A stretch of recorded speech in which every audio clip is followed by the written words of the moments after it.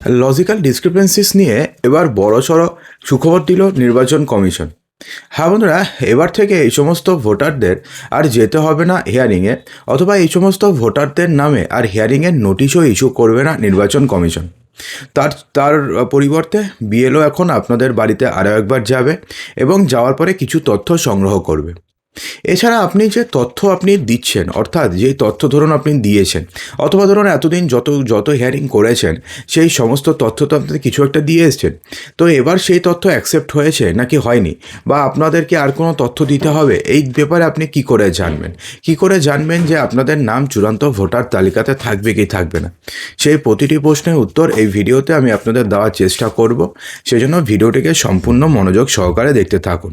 দেখুন বন্ধুরা, logical discrepancies নিয়ে এবার যে সমস্যাটি হচ্ছে না, সেটা কিন্তু একটা জেনুইন সমস্যা হচ্ছে। তার কারণ এতদিন পর্যন্ত যারা আনম্যাপড ছিল তাদের হিয়ারিং হয়েছিল, তো তাদের ক্ষেত্রে কী ছিল, তাদের নাম 2002 সালের ভোটার তালিকাতে ছিল না, অথবা তাদের বাবা মা আত্মীয় স্বজন কারোর নাম 2002-এর ভোটার তালিকাতে ছিল না। তো তাদের সেই জন্য তাদের ম্যাপিং হয়েছে, তাদের থেকে তথ্য নিয়েছে নির্বাচন কমিশন। এখন যদি নির্বাচন কমিশন যদি মনে করে যে সেই সমস্ত তথ্য ঠিক রয়েছে, তাহলে তো তাদের নাম চূড়ান্ত ভোটার তালিকাতে থাকবে। কিন্তু যদি নির্বাচন কমিশন ঠিক মনে না করে যে যে তথ্যগুলো আপনি দিয়েছেন সেগুলো ঠিক নয়, তাহলে সেক্ষেত্রে আপনাদের নাম চূড়ান্ত ভোটার তালিকাতে থাকবে না। হলো? তো এখন ব্যাপারটি হচ্ছে, তো সেটা তো গেল ফার্স্ট ফেজে, মানে সেটা হয়ে আছে। এখন সেকেন্ড ফেজে যেটা হচ্ছে, সেটা হচ্ছে লজিক্যাল ডিসক্রিপেন্সিস নিয়ে। তো এই লজিক্যাল ডিসক্রিপেন্সিস নিয়ে না এখন না সমস্যাটি তৈরি হচ্ছে। যেমন ধরুন, একটা ছোট্ট একটা উদাহরণ দিই। ধরুন কারোর বাবার নাম ধরুন অমর কুমার পাল ছিল, হচ্ছে 2002 সালের ভোটার লিস্টে তার নাম অমর কুমার পাল। তো সেক্ষেত্রে তার মানে তার ধরুন ছেলে, তিনি তার নাম দিয়ে তিনি প্রোজেনি ম্যাপিং করিয়েছেন। তো এখন হয়েছে, তিনি সেক্ষেত্রে তিনি নাম দিয়ে দিয়েছেন অমর কুমার পাল, না দিয়ে দিয়ে দিয়েছেন অমর পাল। তো তার প্রত্যেকটি ডকুমেন্টসে অমর পাল অমর পাল অমর পাল আছে, কিন্তু তার বাবার নাম হচ্ছে অমর কুমার পাল। যেহেতু কুমার মধ্যখানে চন্দ্র খুব একটা এফেক্ট করে না, তো সে কারণে সে নাম চেঞ্জ করেনি। তো এবার কি হয়েছে, সেই সমস্ত ভোটারদেরও না এবার লজিক্যাল ডিসক্রিপেন্সিসে চলে এসছে, এবং তাদের নামেও নোটিশ ইস্যু হওয়ার পথে, এখনও পর্যন্ত হয়নি এবং হবে না। কেন হবে না সেটাও জানাবো। তো লজিক্যাল ডিসক্রিপেন্সিতে চলে এসছে এবং তাদেরও এখন দিতে হচ্ছে ডকুমেন্টস। এখন ব্যাপারটি হচ্ছে, তারা তো জেনুইন ভোটার, অর্থাৎ সেক্ষেত্রে নামের সামান্য ভুল, মধ্যখানে মিডিল নেম ভুল, সেটা মিডিল নেম তো খুব একটা ইউজ এখন হয় না। আজকের থেকে 20 বছর 25 বছর আগে প্রচণ্ড হতো। তো সেক্ষেত্রে এই যে সামান্য যে ভুলগুলো রয়েছে না, এগুলোর কারণে যেই লজিক্যাল ডিসক্রিপেন্সিসগুলো হচ্ছে, সেগুলো কিন্তু খুবই সমস্যা। এছাড়া আরও কিছু কারণ রয়েছে। যেমন ধরুন, কিছু কিছু ক্ষেত্রে বাবা মায়ের সাথে ছেলেমেয়ের বয়সের পার্থক্য হচ্ছে 15 বছরের কম। তো এটা কিছু কিছু যেমন ইল্লিগাল, মানে হচ্ছে দেখা যাচ্ছে ফেক আছে। যেমন ধরুন, কিছু দেখা গেছে, কতদিনে আমরা বলেছিলাম যে বাবা মায়ের সাথে ছেলেমেয়ের বয়সের পার্থক্য মাত্র 4 বছর, সেটা তো ইম্পসিবল, হতে পারে না। কিন্তু 15 বছর যদিও কম, কিন্তু কিছু ক্ষেত্রে হয়ে যায়, কারোর বয়স বিয়ে খুব তাড়াতাড়ি হয়ে যায়, সেক্ষেত্রে হয়ে যায়। কিছু কিছু ক্ষেত্রে ব্যাপারটি ঠিক রয়েছে, কিছু কিছু ক্ষেত্রে ব্যাপারটি একটু সন্দেহের তালিকায় আসে। তো সেগুলো কিছু কিছু ক্ষেত্রে সেগুলো একটু সমস্যা তৈরি হচ্ছে, কারণ তারা জেনুইন ভোটার, অথচ তাদেরকে সমস্যার মধ্যে পড়তে হচ্ছে। তো এবার না সেই সমস্ত সমস্যার সমাধান যাতে হয়ে যায়, সে কারণে বড়সড় তথ্য মানে নির্দেশ দিয়েছে নির্বাচন কমিশন। বন্ধুরা, এই সমস্ত কিছু জানার পূর্বে একটা ছোট্ট আপনাদের তথ্য জানিয়ে দিই। এটা হচ্ছে বন্ধুরা, আমাদের একটা ফেসবুক পেজও রয়েছে সরকারি কর্মচারীর নামেই। তো তার লিঙ্ক ভিডিও ডেসক্রিপশন বক্সে আমি দিয়ে দেবো, সেই পেজটিকে আপনারা ফলো করে দেবেন। তাহলে কোনো সময় যদি আপনি ইউটিউবে নাও আসেন, তাহলে ফেসবুক থেকে আপনি সেই খবরটি বা সেই ইম্পর্টেন্ট খবরটি সম্বন্ধে আপনি জানতে পারবেন।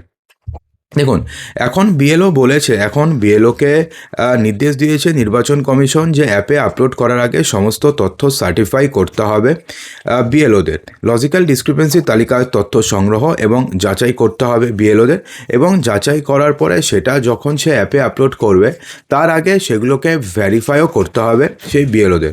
কিসের ভিত্তিতে ম্যাপিং করে অ্যাপে দেখানো হচ্ছে তার কারণ দর্শাতে হবে। অর্থাৎ এবার থেকে যেই লজিক্যাল ডিসক্রিপেন্সিসগুলো আসছে, যেগুলো ধরুন খুবই ছোটোখাটো ব্যাপার, তো সেগুলোকে এবার বিএলও যাবে। বিএলও যাওয়ার পরে সেগুলোকে আবার গিয়ে তাদের একটা ডকুমেন্টস আপলোড করবে, এবং কিসের ভিত্তিতে তাদের আবার ম্যাপিং করানো হচ্ছে তার কারণ দর্শাতে হবে বিএলওদের। 2002 সালের এবং 2025 সালের তথ্য মিলিয়েও দেখতে হবে বিএলওদের। বিএলও অ্যাপে এবার নতুনভাবে কিছু সংযোজন করা হয়েছে, সেটা হচ্ছে ডিসক্রিপেন্সি ইন ম্যাপিং করা হয়েছে কোয়ালিটি চেক ইলেকট্রালস ফটো, অর্থাৎ কারোর ফটো যদি খুবই খারাপ থাকে, হেজি থাকে, তাহলে তাদেরকে আবার ফটো তুলতে বলা হয়েছে।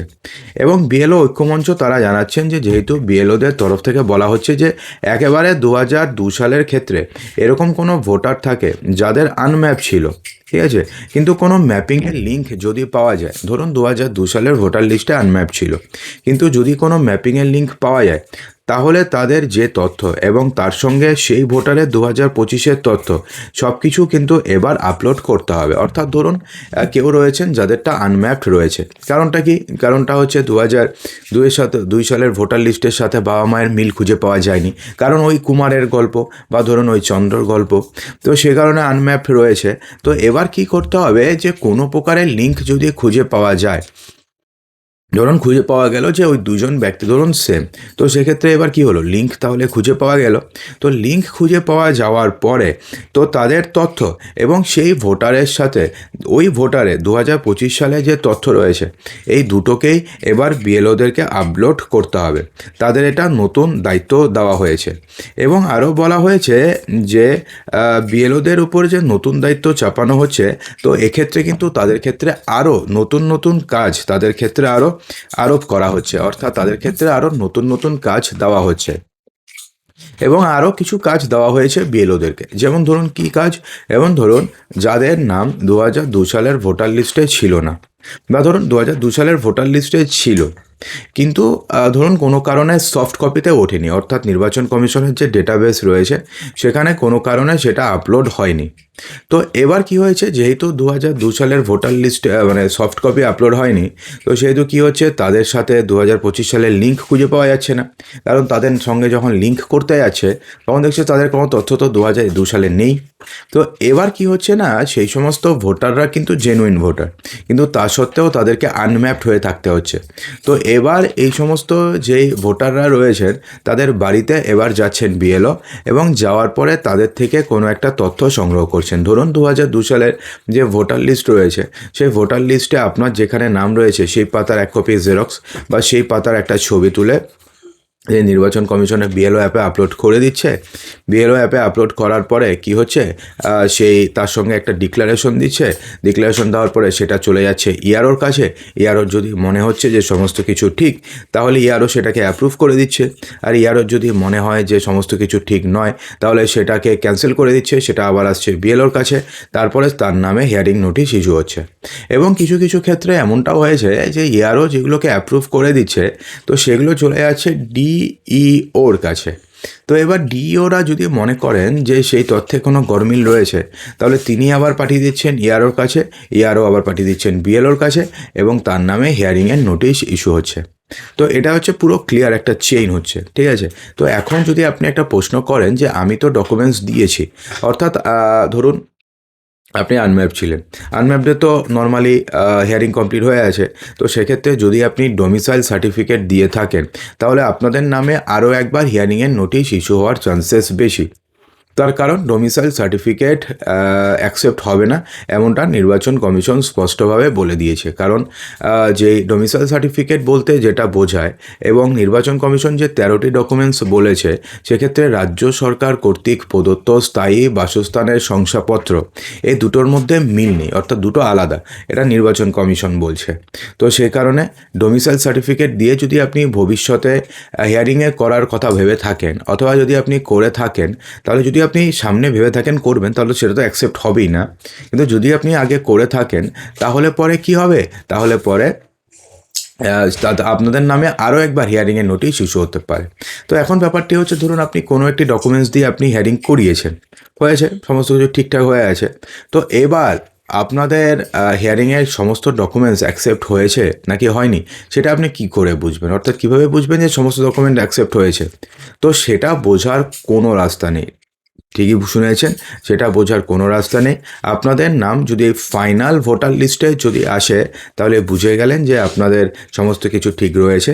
যদি না আসে, তাহলে পরে বুঝবেন যে আপনারা যে ডকুমেন্টস দিয়েছেন সেটা অ্যাকসেপ্ট হয়নি। তো এখন ব্যাপারটি হচ্ছে, যদি আপনাদের নাম ফাইনাল ভোটার লিস্টে না আসে, সেক্ষেত্রে আপনাদের কাছে তারপরে কি রাস্তা আছে, কি আপনি করতে পারবেন, সেক্ষেত্রেও কিন্তু আপনাদের কাছে বড়সড় রাস্তা আছে। এই নিয়ে নির্বাচন কমিশন স্পষ্টভাবে গাইডলাইন্স দিয়েছে এবং সুপ্রিম কোর্টও স্পষ্টভাবে গাইডলাইন্স দিয়েছে।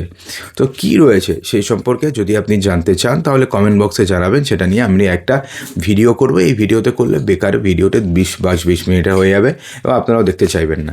তো অবশ্যই জানাবেন, তাহলে আমি ওটা নিয়ে আমি ডেডিকেটেড ভিডিও করে দেবো এবং আজকে কালকের মধ্যেই করব। তো অসংখ্য ধন্যবাদ ভিডিওটি সম্পূর্ণ দেখার জন্যে।